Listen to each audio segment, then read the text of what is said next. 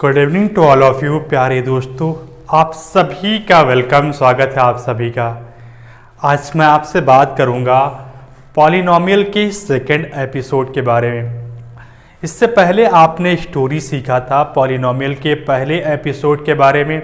आपने पॉलिनोमियल क्या होता है, पॉलिनोमियल को आपने डिफाइन किया था। साथ ही साथ आपने पॉलिनोमियल को क्लासीफाई किया था। जब आप पॉलिनोमियल को क्लासीफाई कर रहे थे तब आपने कहा था कि आप पॉलिनोमियल को कई आधार पे, कई बेसिस पे आप इसको क्लासीफाई कर सकते हो। तो एक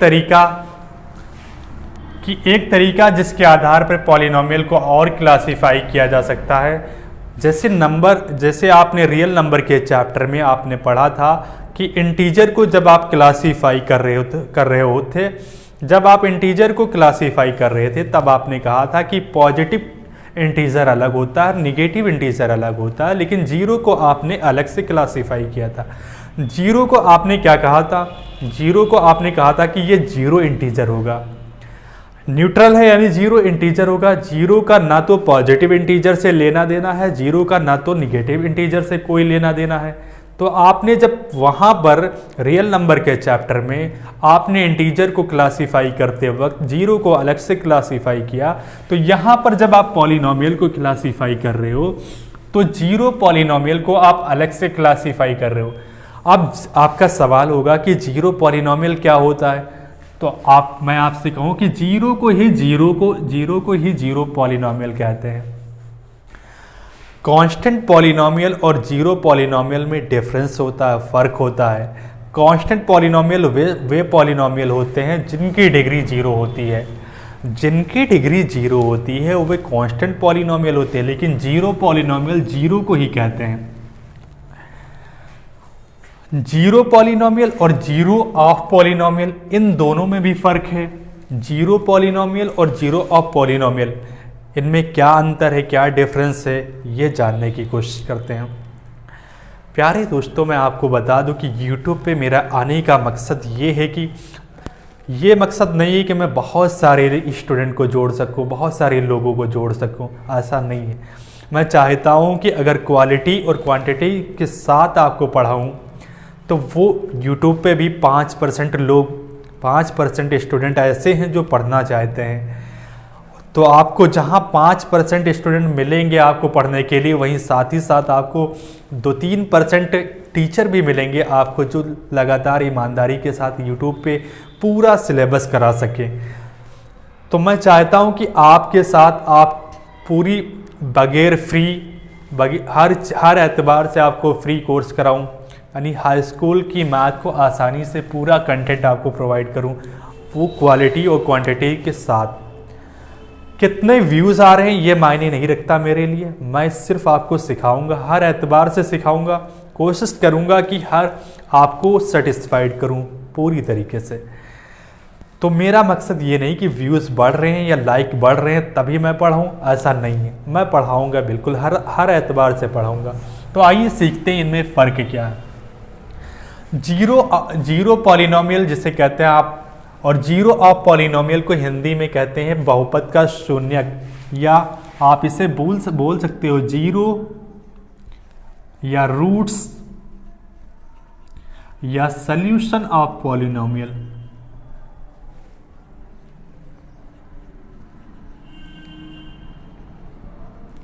जब आप इसे बोल सकते हो, इन 3 नामों से इसको डिफाइन कर सकते हो। सॉल्यूशन, ये तीनों एक ही बात है, लेकिन इनमें थोड़ा सा अगर फ़र्क है तो सॉल्यूशन अलग बात हुई थोड़ा, और ये दोनों एक बात हुई। नियर अबाउट तीनों एक ही होते हैं।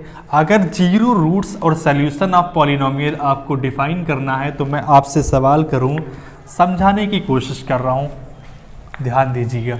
आपके पास एक पॉलिनोमियल है 5x + 4। इस पॉलिनोमियल को आप रिप्रेजेंट कर सकते हो px से। किसी भी पॉलिनोमियल को आप रिप्रेजेंट कर सकते हो px से। पॉलिनोमियल को qx से भी रिप्रेजेंट किया जाता है, पॉलिनोमियल को rx से भी रिप्रेजेंट किया जाता है, और पॉलिनोमियल को tx से भी रिप्रेजेंट किया जाता है। अगर आपके पास पॉलिनोमियल कोई इस तरीके से है u³ minus 3u² plus 2u+1, इस पॉलिनोमियल को आपको डिनोट करना है, रिप्रेजेंट करना है। आप किस तरीके से करोगे? आप कहोगे इसे PU के फॉर्मेट में लिखा जा सकता है। आसान हुआ, आप समझ पा रहे हो? ठीक है। अब मैं आपसे सवाल करूं कि यहाँ पर अगर कोई पॉलिनोमियल आपके पास 3x+4 है, एक पॉलिनोमियल है 3x+4, एक बहुपद है आपके पास 3x+4, x की किस वैल्यू पे px 0 होगा? मैं आपसे सवाल कर रहा हूं कि x के किस मान पर px की वैल्यू 0 होगी? आपका जवाब होगा कि 3x+4 इज इक्वल टू 0 होगा। x की वैल्यू आएगी -4/3। यानी आपके पास जब x की वैल्यू -4/3 होगा तब इस पॉलिनोमियल px की वैल्यू 0 होगी। और जिस वैल्यू पे जिस मान पे x के जिस भी मान पे इस पॉलिनोमियल की वैल्यू 0 हो जाए, उसी वैल्यू को ही आप जीरो ऑफ पॉलिनोमियल कहते हो। मेरी बात मैं रिपीट कर रहा हूं, आप लोग ध्यान दीजिएगा। x के जिस मान पे इस बहुपद का मान 0 हो जाए, x के जिस मान पे इस पॉलिनोमियल px 0 हो जाए, उस वैल्यू को जीरो ऑफ पॉलिनोमियल कहते हैं। जीरो ऑफ पॉलिनोमियल कहते हैं। तो जीरो ऑफ पॉलिनोमियल आपको समझ आया। जैसे आपके पास x² माइनस 3x माइनस 4 है, अब आप बताइए x के किस मान पे ये बहुपद 0 हो जाएगा? तो आप कहोगे कोई वैल्यू, ये 4 आप वैल्यू पुट करोगे, कितना आएगा? 4² minus 3 into 4 minus 4, 16 minus 16 is equal to 0। आपने कहा x की वैल्यू जब आप 4 पुट करते हो, x की वैल्यू 4 रखने पर इस px की वैल्यू 0 हो जाती है। यानी 4 क्या है? 4 पॉलिनोमियल px का बहुपद px का शून्यक है, यानी 0 है। शून्यक को आप क्या, दूसरा नाम मैंने बताया मूल है, तीसरा नाम क्या बताया? हल, सॉल्यूशन। इसे रूट्स या सॉल्यूशन भी बोल सकते हो। तो आपके पास अगर कोई और एक नंबर है, अगर आप इसे डिफाइन करो कि x की और किस मान पे ये 0 होगा, तो आप कहोगे x की वैल्यू -1 रखोगे, तो -1 रखने पे भी ये 0 आ जा रहा है। -1 का स्क्वायर 1 होगा, माइनस ये +3 हो जाएगा। तो -1, ये आपके पास 1 और -4, -3 और +3 इज इक्वल टू 0 होगा। जब आपने देखा x की वैल्यू -1 है और 4 है, यानी इन दोनों वैल्यू पे पॉलिनोमियल px की वैल्यू 0 हो जा रही है, यानी ये इस पॉलिनोमियल का 0 है, इस पॉलिनोमियल का शून्यक है, इस पॉलिनोमियल का रूट्स है, इस पॉलिनोमियल का सॉल्यूशन है। इतनी बात समझ पा रहे हो? आपके पास एक और पॉलिनोमियल है, मान लो px की वैल्यू x² माइनस 16। अब x के किस मान पे ये पॉलिनोमियल 0 होगा? अगर आपको फाइंड आउट करना है what is the zero of polynomial,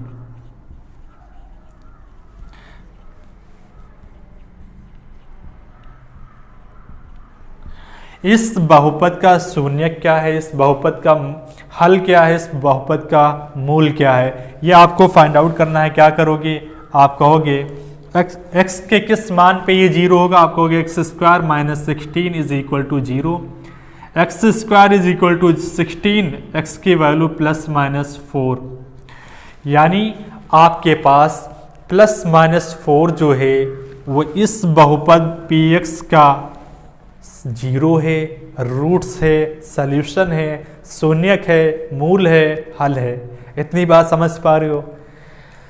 आपने डिफाइन किया जीरो ऑफ पॉलिनोमियल क्या होता है, और इसी को अगर आप शब्द में लिखना चाहो तो इस फॉर्मेट में लिख सकते हो। जीरो ऑफ पॉलिनोमियल, आपके पास कोई पॉलिनोमियल px है जहां पर k आप वैल्यू जो पुट करते हो रियल नंबर वास्तविक संख्या होती है, और k ऐसा मान है जिस पे रखने पर ये पॉलिनोमियल जीरो हो जाता है, तो k क्या कहलाएगा, k is a zero of polynomial, k बहुपद का एक शून्यक होगा।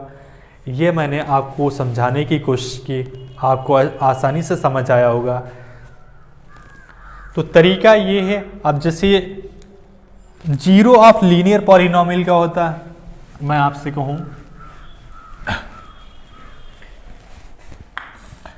जीरो ऑफ लीनियर पॉलिनोमियल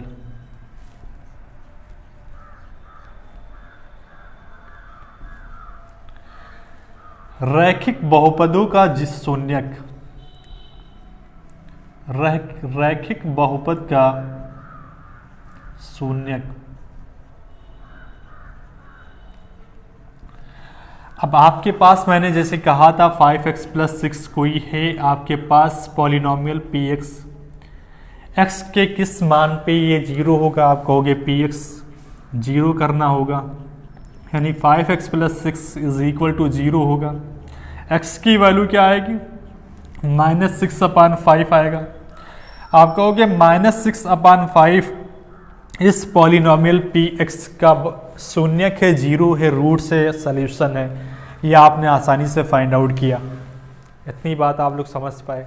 ठीक है, अगले स्टेप पे अगली कहानी।